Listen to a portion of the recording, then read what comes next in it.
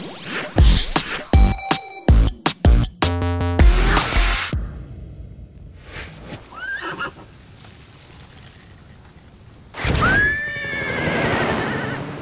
and welcome to GamesRadar Plus's first look coverage of Metal Gear Solid 5 The Phantom Pain.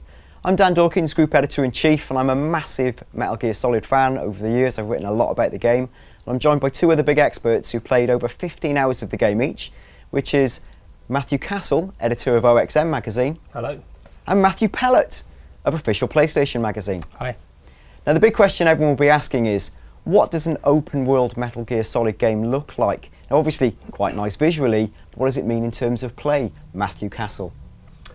So I think when you hear the phrase open world, you kind of think like Far Cry or Assassin's Creed, that kind of Ubisoft model. But what's really interesting about Afghanistan, which is the kind of first big kind of area where we sort of focus most of our play, is that while you are free to kind of gallop around, you know, and explore, the actual missions themselves are quite kind of focused in on it. You know, it moves quite kind of effortlessly between this kind of grand area and very focused play and sort of set missions.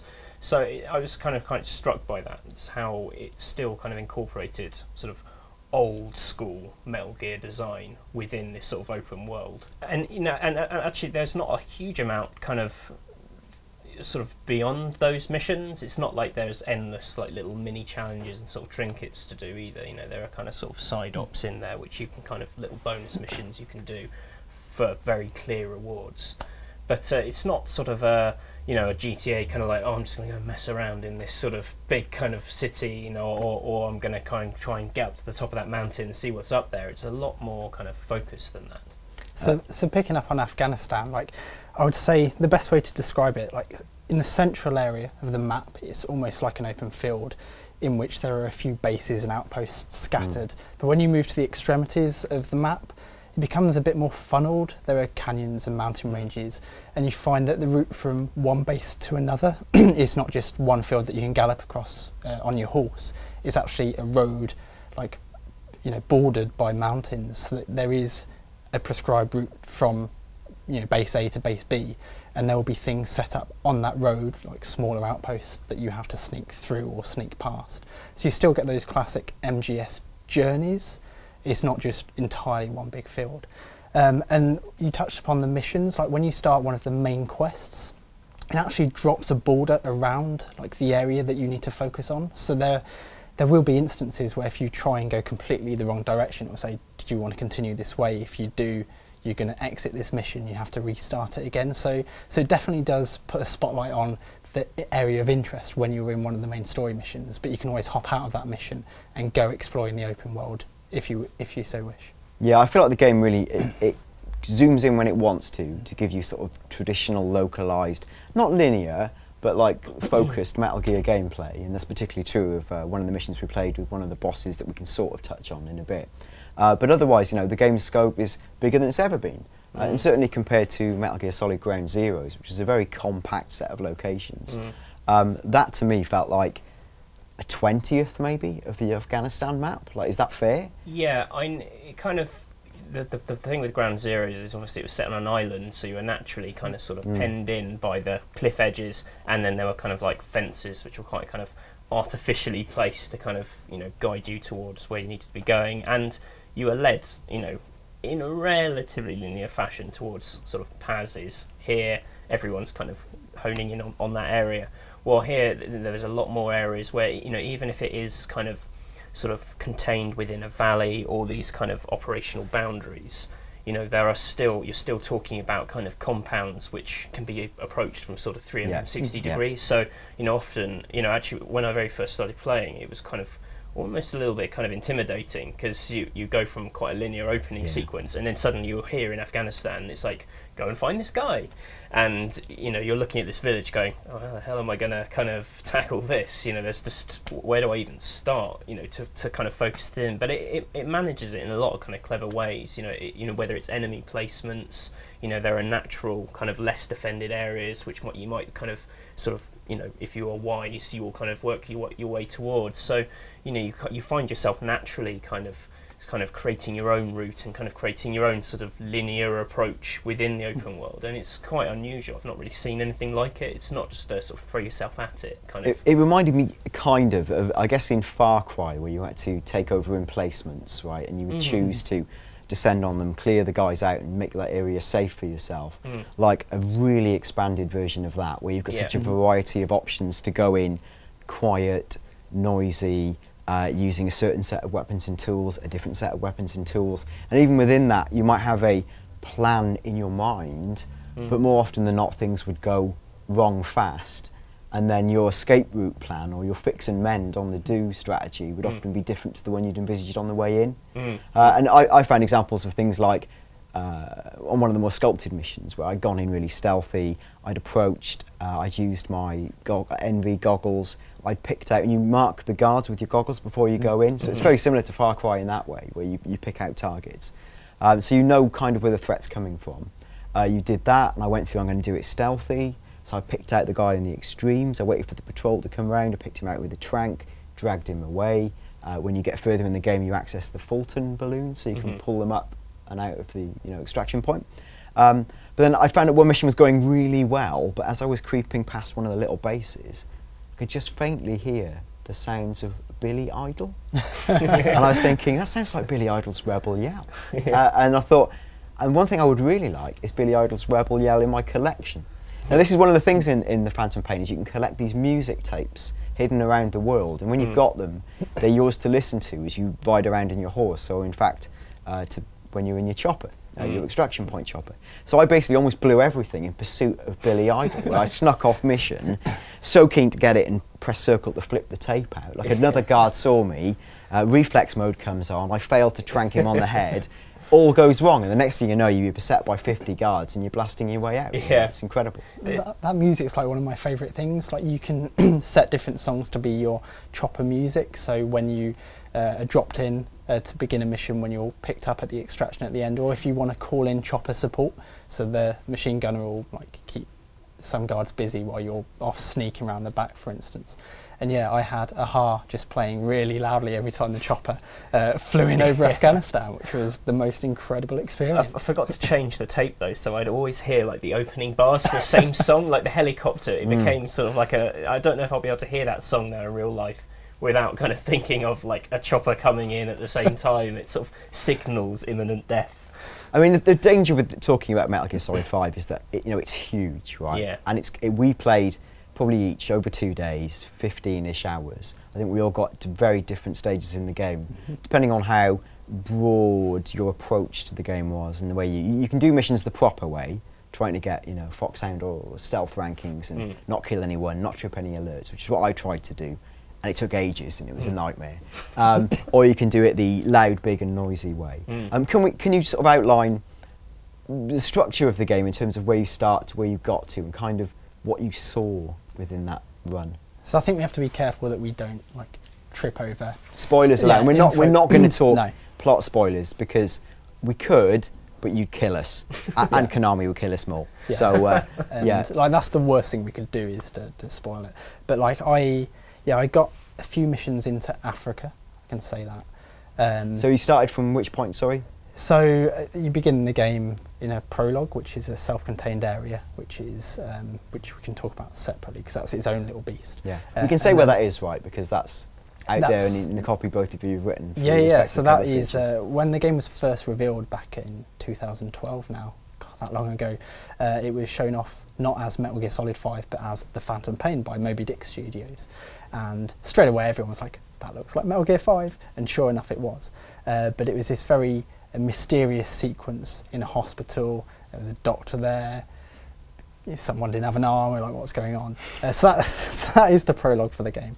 And it's this self-contained level, I'll call it, that really reminds me of All Gilled Up from Call of Duty 4. Actually, it's a linear experience. It's a very story-driven experience, and with Kojima's like little directorial sprinkles, it's quite it's a very impressive experience. Like for me, it's one of my favourite game openings that I've ever played through, and I want to talk at length about it, but now is not the time. Not on this 15-minute video chat. Yeah. No, after September the 1st, like we can talk more about what that is. But then after that, you go and do the first mission proper that has also been shown off at E3 a couple of years ago, which is in Afghanistan.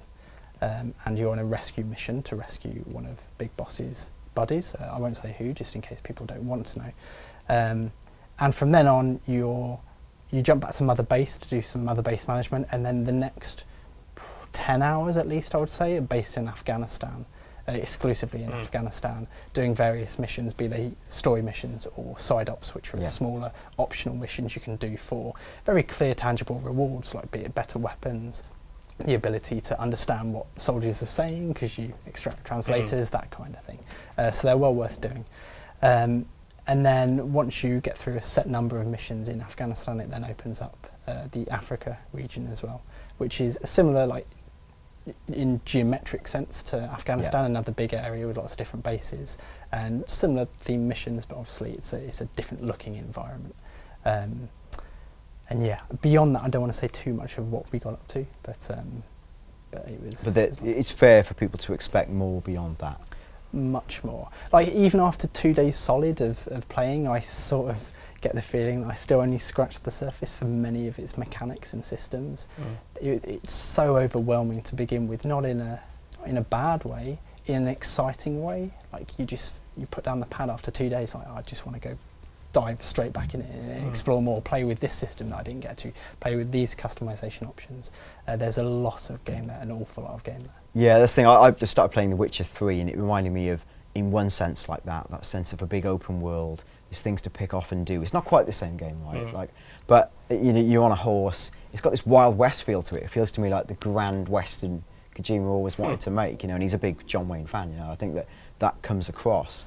But then it's the depth, and like you got a sense of the gameplay systems and the depth from Ground Zeroes very definitely. But it's applying that on this big scale with bases that could be approached 4 different ways, and how to use your controls. And the thing that adds, and the game peels back the depths layer upon layer really. Where, as you say, it starts with a fairly procedural 1 hour intro, which is exciting, plot setting, motivation setting. That works really well, but it's not really representative of the actual core of the game. And then it throws you out, and bit by bit, mission on mission, it peels back a layer. So after a few missions, it says to you, oh, you've got a mother base, you know, we're going to rebuild mother base. And that's where the stuff you've probably seen in previous video comes to light, where you get taken to the base, you get seeing the size of it. And like, and at a point during my 10-hour playthrough, and I didn't play a lot of mother base, you know, next thing I knew, I was like having to drive for like 10 minutes from one platform to the next just because my base had got so big. Then you start to unlock things like customizing your base, the colours, you customise your attack chopper. So again, by the end, I had an attack chopper that was like red, white and blue. It had an external speaker I developed in R&D that was blasting out AHA as I was hitting hot zones. And the game keeps peeling back the layers, and the more you peel back, the greater depth and need there is to go back into the environment too. And like you said, there's not much to do in the open world, and that's sort of true. But there's also a Red Dead style. That's the thing. It's more Red Dead-esque in terms of it's kind of like an atmosphere thing. I mean, there are enough smaller activities, you know, and there are sort of, you know, you're constantly hunting for new staff from Mother Base who you extract with the Fulton balloons, and they exist just in the world. So you're kind of going around and you develop a kind of technology where you can scope people out and see how skilled they are before you go and recruit them, because otherwise you end up with like an army of like total duffers. D-grade duffers. You don't know what. And again, you know, you get told you recruit these guys from the world, which is in itself an incentive not to go in all guns blazing and kill people, because you might accidentally kill someone who's really useful. And certain missions say extract these key generals, and all the staff you recruit have got different ratings, like A, B, C, D, E, F for different things. So it's so deep, and it keeps getting, you know, it's deep and deep and deep. But you don't have to get involved with all of that, but you can. But the better the guys you assign to, say, your R&D, your support group, or your weapons, the quicker you can develop new tools. The better tools you get, the easier it gets to do the other things that feed into the other things. So the game can go really, really, really deep, but it doesn't have to, because you can power through the story missions. But you do it in a way that's clumsy, and you get really rubbish rankings for them. And like you might feel like, I'm not really doing this the right way, I'm making it harder for myself. So the game rewards you for focusing in and drilling down to the detail. I recruited a lot of people onto my Intel platform on Mother Base, and then every time I was in a mission, like every like minute or so I'd have the iDroid telling me, oh, new info on your iDroid map. It's like, oh, here's where you can find some new weapons, for instance, or here's a guard that's hiding around this corner. So there are so many different ways of playing it, and yeah, the people who you recruit and where you put them in your mother base, in their ranks, it really changes even on a mission by mission basis, like your experience with Metal Gear. But if you don't want to dabble too much with that, it is automated as well. Like, it's not automated in the best way, otherwise there's no incentive to jump in and monkey with who goes where. But there is a level of automation that you can just switch off and say, I'm just going to focus on the story. That's not for me, and I don't think it'll have a negative effect in terms of you won't have the easiest of times getting the best rank, but you can still play it classic Metal Gear and succeed without having to worry about that content if you don't want to. Well, time is against us, so just to wrap up, there's been a lot of talk about, Kojima's influence has been erased from this game. What's happened? This is not going to feel like a Metal Gear Solid game. I mean, does this feel like a Hideo Kojima game? Oh yeah, like very much so, and it feels like a clear evolution of what he was looking at in Peace Walker in terms of sort of systems and design. It's very Peace Walker-esque, but blown up to like this huge scale. I think people get a bit scared of that and go, Peace Walker is just going to be all these little bitty self-contained missions, but that was a portable game, and this is a big, rich console experience. You're meant to lose like hours and hours to this at a time, so people don't need to worry about that.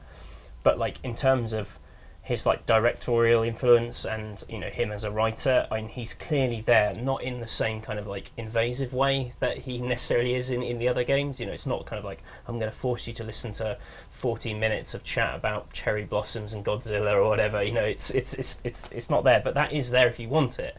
You've got kind of cassette tapes with kind of intel and conversations, which are kind of, and it's rich with lore, and you can.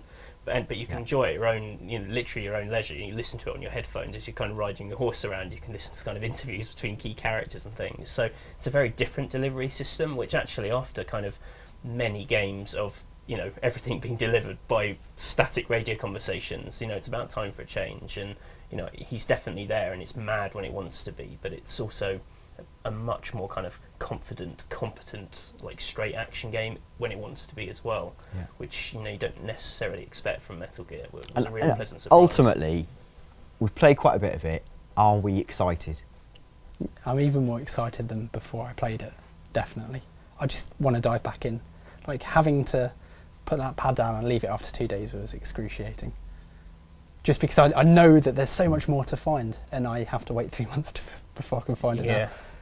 Got to a point where you started slowing yourself down while you were playing, because you were like, I don't want to spoil this too much for myself. Like, I kind of want to take this at my own pace. Even in 2 full days of 8 hours a day, you sort of go, I can't see it all, and you get a bit panicky. Because you only go, I want to see a lot of story, but I'm only going to ruin that story. Do I spend ages getting really deep into a side part of the thing, like trying to find all the animals and tranquilise them and take them away? Am I going to put some rats in my pocket because they can't get Fultoned away? Stuff like a mischief of rats in my pocket crawling through those vents. And that's all super good fun. And I guess for me as well, like, to frame it, I come at it from a super MGS fan lore point of view. I've played all the games and obsessed about them, and I think it's interesting that they don't hit you in the face with that stuff, but it is all there. And the tapes you get are much like Ground Zeroes. They're really well produced, they're interesting, and you listen to them just like podcasts as you're on the ride. So it does fill in a lot of the blanks about events and things that happen to characters post MGS Ground Zeroes, but you might not know that unless you do put on your Walkman and listen to it. Now, in terms of the overall story framework, we can't spoil anything, because obviously that would be ruinous and get us in trouble. But all I would say is, again, as someone who's studied the campaign to this point, all the things you've seen are there. Some of it unfolds much as you would expect it to. The thing that's interesting for me is what you're yet to see that appears in scenes you've seen that changes the context. So don't go, I wouldn't personally, if you're really looking forward to this game, don't go scouring the darkest corner of the internet, because you're going to ruin it for yourself. Because there's little things that happen, you go, oh my God, I thought I understood this game, but the context is different. And and I've not finished it, so the context might turn out to be different again.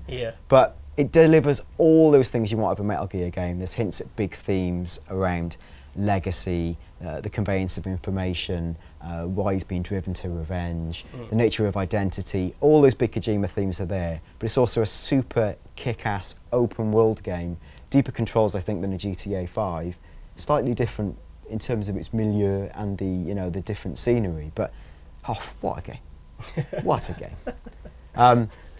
Yeah, that's it. So I guess that kind of, you know, we could womble on for half an hour more. It's sensational. Like Metal Gear Solid 5, we can't wait to play it at length. Do check out all the articles on the site right now, and look out for more in articles written by two of these fine fellows in the latest issues of Official Xbox Magazine and Official PlayStation Magazine. And I can genuinely say this in a non-endorsement fashion. I read both, and they're both brilliant insights based on different aspects of the game. Checks later.